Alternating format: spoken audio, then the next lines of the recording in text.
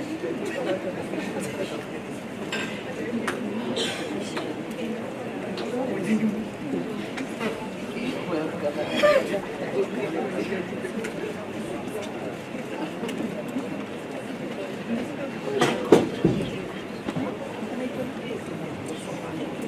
welcome Governor Musyoka.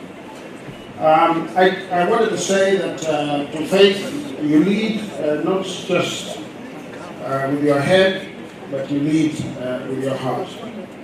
And while I do not want to essentialize women leadership, I think there is a way in which women perform governance that tends to be inclusive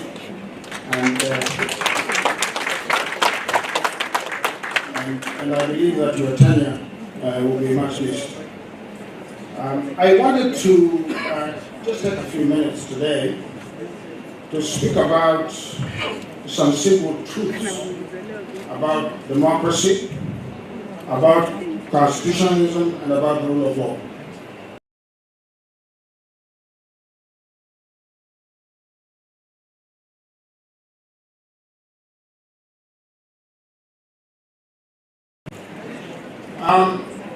And I just want to say that abstract autonomy, and the other one is formal equality. If you look at the logic, the normative logic of our 2010 Constitution, which is normative logic of really all democratic constitutions, you will see that those two tenets form the basis, the fulcrum, the substance of that document. And if you remove those two tenets, the very idea of democracy itself collapses.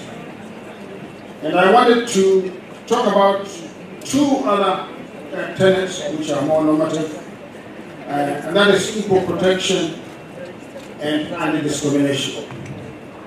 Again, if you remove those two normative tenets, the entire edifice of democracy collapses. But I wanted to say that democracy is a very complex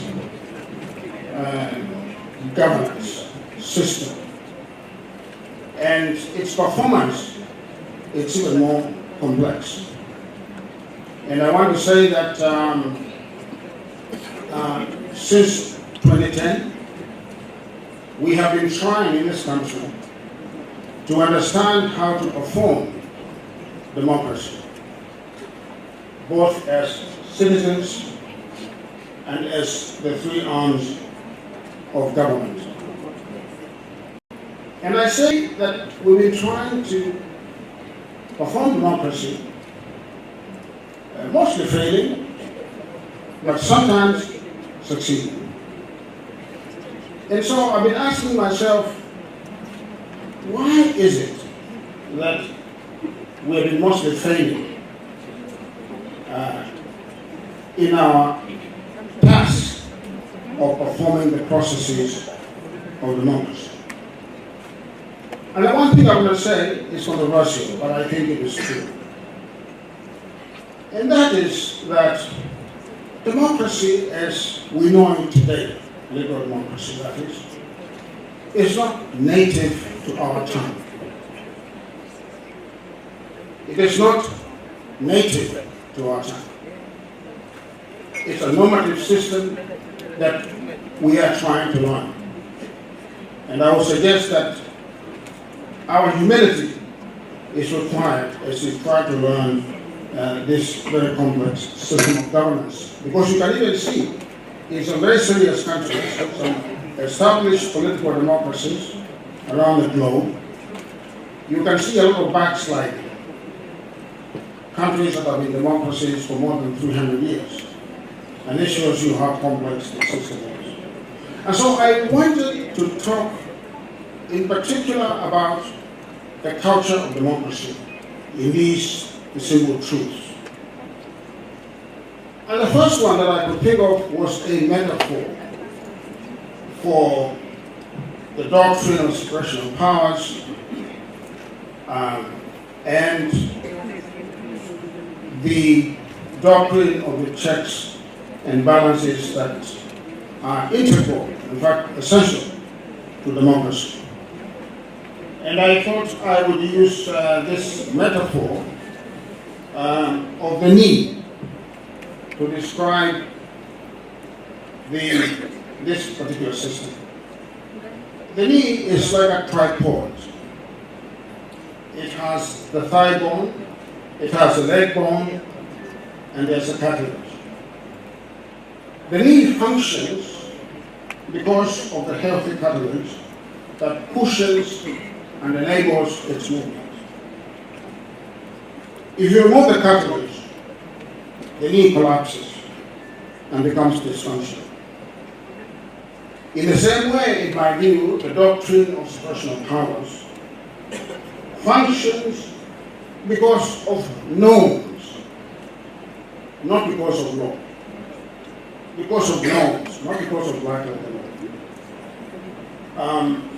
The black letter law itself is, of course, distilled from the norm. But the norm itself is the basis of the law. And so therefore, what we should, all of us, be trying to pay attention to, most of all, although we are lawyers, is not really the black letter law, but the norm on which the black letter law is based. Because the black letter law, as we all know, can be an ass. When they say, the law is an ass, that's what we're talking about. The norm is the substance. The law may give you justice, but the norm will always give you justice. The law may give you justice, but the norm will give you justice. Because justice itself is a norm. And so therefore systems work not because there are laws. That is not why systems work. Systems work because the norms are embedded in the political and social culture of a people and of a nation. The rhythms and the terms of democracy require the socialization of those norms of governance that I'm talking about. The socialization of norms, not the socialization of the black letter law. Now, yesterday the Chief Justice was here and she talked at length about the relationship between the three arms of government. And I was tempted to say this, that the democratic language of our 2010 Constitution needs to be imbibed by these three branches of government. In my view, the judiciary is like a cartilage that stands or sits between the executive and the legislature. If the judiciary is to be successful in executing its mandate of being the guardian of fidelity to the rule of law, it means that the judiciary must adhere to an interpretation of the black letter law that recognizes that it is one of the three arms of government and that its success depends upon a respectful working relationship with the two other arms of government. Because, there is this mistaken belief that the judiciary is not part of the government. The judiciary is part of the government. And so, whereas the executive in the 2010 Constitution is regarded as a first among equals, in my view, the executive must also listen to the delegates and to the wisdom of our judiciary. I want to say that the judiciary itself, in carrying out its mandate, must also understand the political doctrine question. And here, I am not talking about asking the judiciary to retract its mandate or kowtow to the executive. No, I'm simply asking the judiciary to realize that this system works best when there is give and take between the three arms of government. Give and take. If you look, for example, at what is happening in the United States, what you are going to see is a system of government that is democratic, but that is in crisis. And why is that system in crisis? That system is in crisis because you have an administration in power that has forgotten the relationship between the normative edifice of democracy and the black letter law.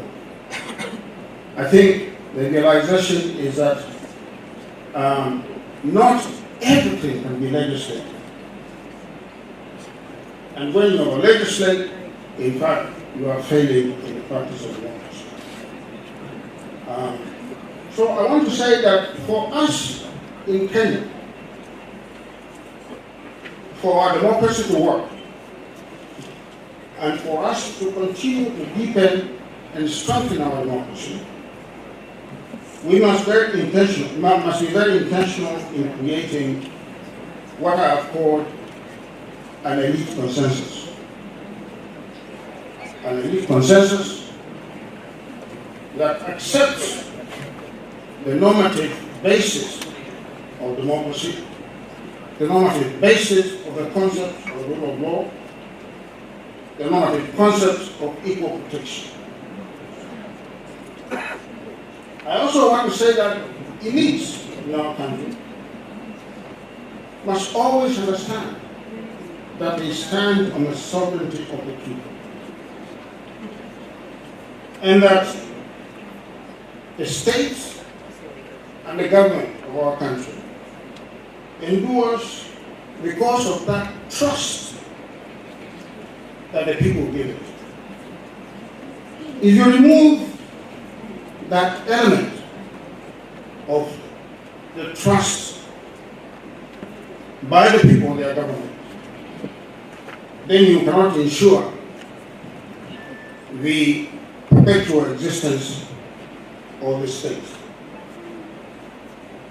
I just want to say that in the last several weeks, we have been discussing within the state some of the issues that have arisen since last year because of a sudden sense of restlessness in this country, and which boiled over on June 25th last year and continues to boil over until Sabasaba this year. As you all know, a lot of lives were lost. And I think I do not tell you a secret when I say that there is a measure of a trust deficit between the government and the people of this country. And one of the things I think that we have to do, not just the government, but also the people of this country, is to engage in a process of national healing. And someone has said, several times that there's only one country called Kenya, and that if it collapses, that will have no other place to go. I just want to say that it's a part of that process of national healing. I have taken on the mandate to effect a mechanism for the compensation of victims of riots and protests. And I want to say that this is something that has not happened in our country in a way in which I perceive it and in a way in which I want to perform it.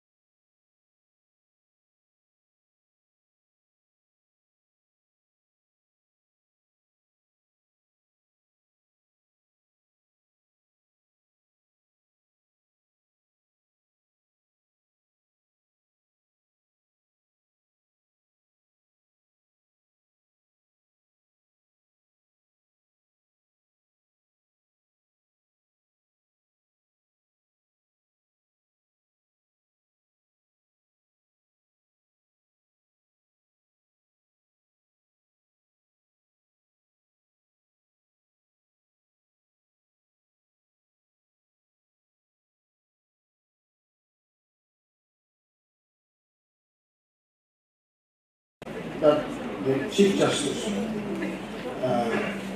without equivocation, endorsed this effort as one limb of the process of transitional justice. There are other limbs of this process. I've heard some people say that this is not justice, but I just want to say that is not true. Compensation is a part of justice. But there are other steps that we shall be taking to go forward. And I ask all of you to support us, to counsel us, to give us support and assistance as we go through this process. I thank you very much.